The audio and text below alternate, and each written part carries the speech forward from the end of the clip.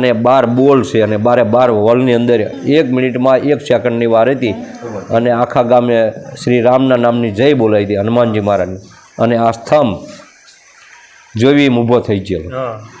અને ત્યારે કદાચ આ ગામને અને અમારા આજુબાજુના ગામના લોકો પણ દર્શને આવેલા, કારણ કે બાજુના ગામનામાં બધાને ખબર હતી કે આ સ્તંભ બનાવ્યો છે અને આ સ્તંભ ઊભો કરવાનો. કેવી રીતે આ સ્તંભ ઊભો થાય, હા, તો આ કેવી રીતે આ સ્તંભ ઊભો થઈ છે અને શું થઈ છે આવું બધા નહોતું. પણ તે દિવસે હનુમાનજી મહારાજે લાજ રાખી અને આખા ગામને એક સાબિત કરી બતાવ્યું હતું કે આ ધર્મ છે અને સનાતન તો છે. સનાતન છે, હા, શિવ શક્તિએ બનાવેલો ધર્મ છે.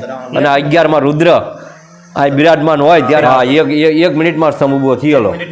હા, અને 1 ટન વજન છે. હા, આ સ્તંભનું 1 ટન વજન છે. અમે અલંગથી લાવેલા આ ગામ. દાદાની દયા કહેવાય ને, પરચો કહેવાય દાદાનો. એટલે અમારે